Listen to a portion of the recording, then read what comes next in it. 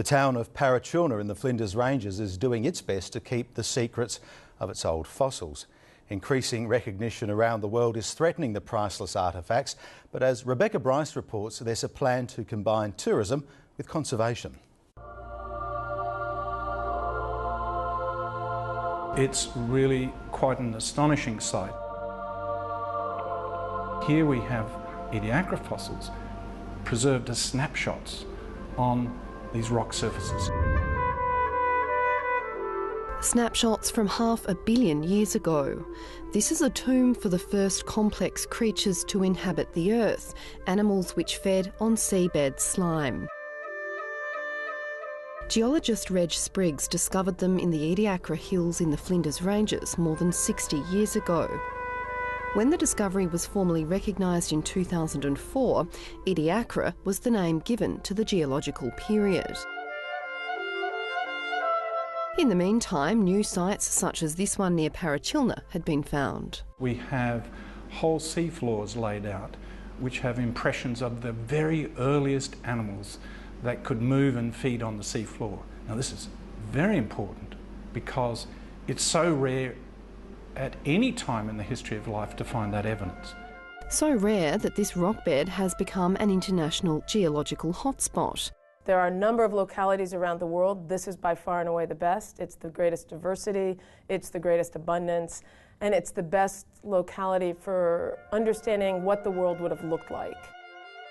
British naturalist Sir David Attenborough recently featured the National Heritage Site in his Emmy Award-winning documentary, First Life. And with each TV show or academic article on the Ediacaran fossils, a new wave of public interest is generated. Not a week that goes by without us getting emails or letters or phone calls from casual visitors who want to come to South Australia or to the Flinders Ranges and would like the chance to see the fossils or where the fossils come from. Jim Gayling says such trips are sometimes organised for scientists, but it's a different matter for the public.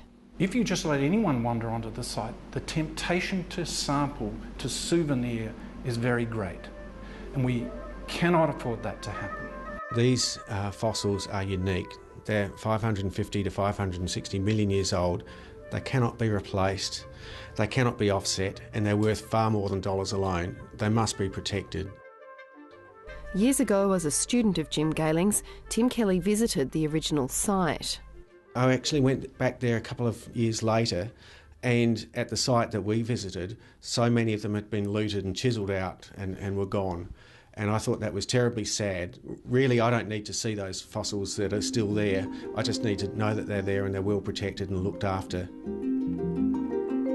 One such fossil lost to Australia in the 1990s was this slab of sandstone. It provided the first proof that this type of fossil was a single living creature. Before that, it was believed to be a plant and a jellyfish. The rock was stolen from the Flinders Ranges and exported to Japan to be sold for hundreds of thousands of dollars on the black market. In 1994, it was recovered. We've lost a huge amount of our heritage. Now, many of those fossils are in museums, but the vital information comes from knowing where the fossils were, in which layer, and which fossils were associated. It's an ongoing challenge that people want real and authentic experiences, but ultimately we also want sustainable experiences, and so it's a site management issue that people need to look at on a case-by-case situation. And in the case of Parachilna, the pillaging is prevented by keeping secret the fossil bed location. But like the fossils, the locals are caught between a rock and a hard place, wanting to protect the site without discouraging tourists. To that end, they have a new plan, a public square in the outback town to satisfy visitor curiosity. An interpretive display, public art space and playground, it will explain the geological history of the region to passers-by. We really need to get something in Parachilna that the public can understand. People know that, oh, there's some big fossil locality out there, and this is a mechanism to bring it to the public. I think this is terrific. Community ownership of their assets for the longer term is very important. It's always very exciting when you see... A certain naturalist is also endorsing the display. The Ediacara fossils of the Flinders Ranges are of huge international importance. The scientists who studied them have been able to deduce in amazing detail how these creatures moved, fed and behaved. So it's thrilling news that there is to be an interpretation facility at Parachilna so that visitors may fully understand the meaning of these great discoveries. When I need you, I just close my eyes and I'm weak. This weekend, the Parachilna community is raising money for the project with the town's first live concert, Fossil Rock, featuring ageing singer Leo Sayer.